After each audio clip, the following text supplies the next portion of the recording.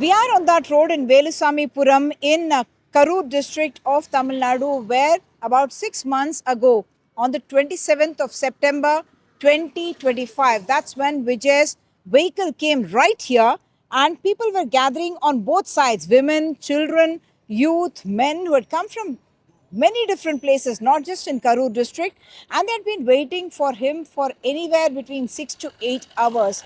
That is when, after he came, a short while afterwards, tragedy unfolded. 41 people died in the tragedy. Vijay has been blamed for not being able to organize this well.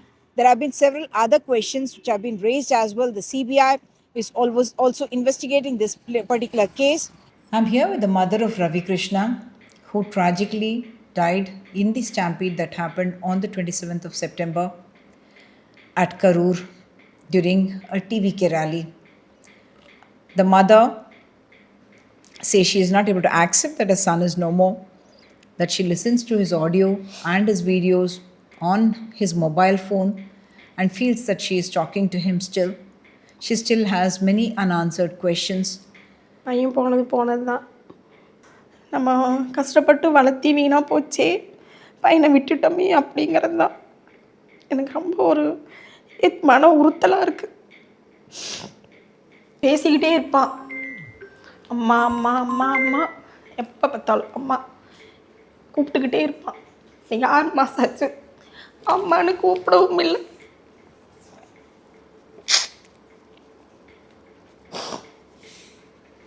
இவங்க போய் தேடிட்டு அங்கேயும் இல்லைன்னு வெளியே வர்றப்ப தான் ஆம்புலன்ஸில் கொண்டு வந்து இறக்குனாங்களாம்.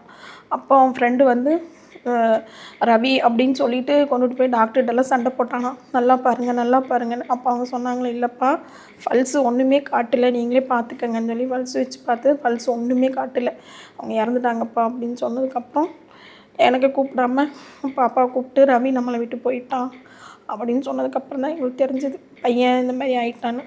அது வரைக்கும் எங்களுக்கு தெரியாது. எல்லாருமே விஜயை பார்க்கணுங்கிற ஆசையில் தான் போயிருந்தீங்க, நீங்கள் பாப்பாவும் போயிருந்தாங்க? எல்லாருமே போயிருந்தோம், வீட்டில் எல்லாருமே தான் போயிருந்தோம். அவர் மேலே பேசவே இங்கே நிறைய பேர் மயக்கம் போட்டு விழுந்துட்டாங்க.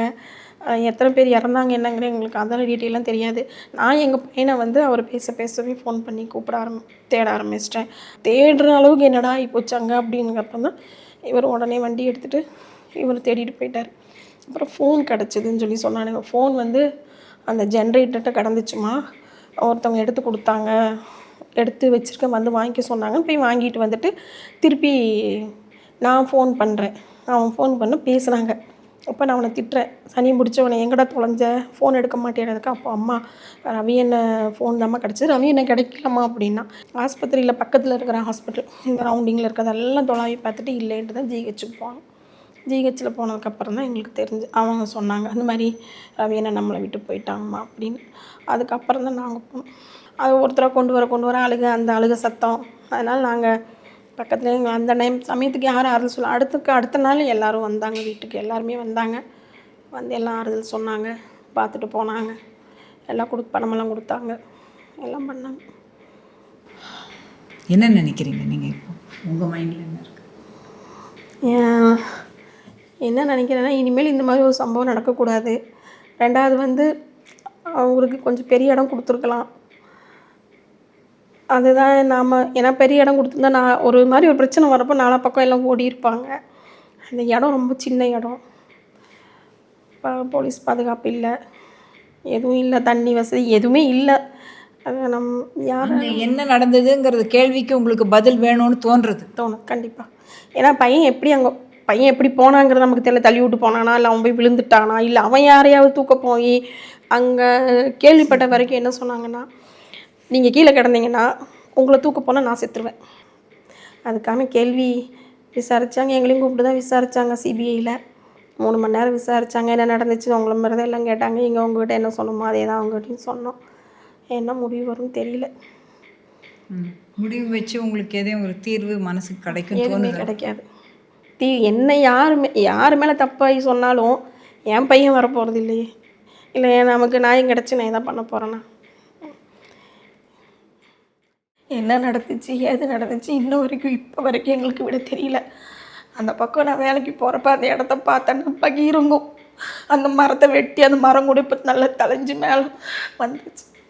அந்த மரம் கூட தளைஞ்சிருச்சு. என் பையன் போனது என்னாச்சுன்னு தெரியல. யார்கிட்டையும் எதுவும் பேசவே இல்லை. Inconsolable loss. Something that no court of law, no political leader, no compensation can ever compensate. I have with me Mani Meghalai, who is someone who is a social activist, and she raised some very, very pertinent questions immediately after the incident, and her video, in fact, went viral. நீங்கள் வந்து ரொம்ப important கேள்விகள் அன்றைக்கி கேட்டீங்க. நம்ம வந்து நினைக்காத விதமாக அன்றைக்கி 41 உயிர்கள் போயிடுச்சு. என்ன நடந்தது? நீங்கள் அங்கே போய் பார்த்தீங்களா? சனிக்கிழமையாக போனதுனால, சாட்டர்டேவாக போனதுனால நிறைய வேலைக்கு போயிட்டு வர்றவங்களும் சேர்த்து வர்ற மாதிரி ஆகிப்போச்சு. அதனால வந்து ரொம்ப க்ரௌட் ஆகிப்போச்சுன்னு வச்சுங்களேன். அதுவும் வந்து அவர் வண்டி வந்தது, பின்னாடியே அந்த வண்டி வந்தது, அந்த நெரிசல் வண்டி மட்டும்தான் நிற்க முடியும் அந்த இடத்துல. நீங்கள் பார்த்தீங்கன்னா தெரியும். ஏன்னா நடுவில் கேப் இருந்தால் கூட பரவாயில்ல, பூரா வச்சுருக்காங்க, ஒதுங்கிறதுக்கெலாம் வழி இல்லை. அதனால பூரா போய் அந்த தகுடு மேலே விழுந்ததுனால வந்த வம்பு தான் இத்தனைக்கும், நெரிசல் தான். சித்த நேரத்தில் அவர் வந்துட்டாருன்னு சொன்னோடனே எனக்கு இங்கிட்டு வண்டி வர ஆரம்பிச்சிருச்சு. வண்டி வர ஆரம்பிச்சோடனே என்னாச்சுன்னா பெரிய பிரச்சனையாயிருச்சு அப்படின்னு சொல்லிட்டு இருந்தாங்க. அதுக்கப்புறம் 5 நிமிஷத்தில் இவர் வண்டி பறக்க ஆரம்பிச்சிருச்சு. இதில் தான் போச்சு வண்டி. இன்னும் போனார் இப்போ தான் ஒரு 10 நிமிஷம் கூடலாம் வண்டி இவ்வளோ வேகமாக போகுதேன்னதுக்கு அப்புறம் பார்த்தீங்கன்னா எல்லாம் பரிபரியா. எனக்கு அது சொல்கிறதுக்கு வார்த்தை இல்லை. பிள்ளைங்க ஒரு 2 பிள்ளைங்க, ஒரு 8.25 இருக்கும், பேக்கில் துணியே இல்லை, அப்படி வர்றாங்க. சாலை பொத்திட்டு வந்து இந்த கடையில் தான் ஒரு டாப் எடுத்து கொடுத்து போட்டுட்டு போச்சு அந்த பொண்ணு. தோடெல்லாம் காணோம். ஒரு 50 பேராவது எங்களை மிதிச்சிருப்பாங்கக்கா, எந்த சாமி புண்ணியமோ நாங்கள் பொழைச்சதுன்ட்டு வந்தாங்க. ஆக்சுவலாக அவர் போனார், அந்த தலைவர் பண்பில் இருந்து போனவர். ரியாக்ஷன் எனக்கு பிடிக்கல. நம்மனால 40 உயிர் இன்னைக்கு பாதிக்குது அப்படின்னு தெரிஞ்சிருந்தா அந்த திருச்சியை விட்டு அந்த ஃப்ளைட் மேலே போகிறதுக்கு சான்ஸே இல்லை. உங்கள் பேர் என்ன? செல்வி. குழந்தைகள்லாம் போயிருந்தாங்களா அங்கே பார்க்கறதுக்கு? வந்துட்டாங்க. விஜய் பார்க்கறதுக்காண்டி போயிருந்தாங்க. பார்க்கறதுக்காக போனோடனே அவர் மேலே ஏறி நின்று பேச ஆரம்பிச்சோன்னே கும்பலாக இருக்குன்ட்டு வந்துட்டாங்க, கூட்டிகிட்டு வந்து. இந்த ஊரில் ஒரு சம்பவம் நடந்துருச்சு இல்லையா? அது ரொம்ப அன்ஃபார்ச்சுனேட் ஒரு சம்பவம். அதனால கோவமா இல்லை இந்த மாதிரி? கோவம்லாம் இல்லை, அது எதிர்பாராமல் வந்தது. இப்படி ஆகும்னு தெரிஞ்சு யாரும் போகவும் இல்லை, எதிர்பாராமல் நடந்துச்சு. அதில் விஜயோடும் ஃபால்ட்டு தோணலை உங்களுக்கு? தோணலை. உங்கள் நேபர்ஸ் அதுலேயும் ஒரு பையன் இறந்துட்டாருல்ல, அவங்களும் அப்படி தான் பேசிக்கிறாங்களா? அப்படி தான் பேசிக்கிறாங்க. என்ன சொல்கிறாங்க?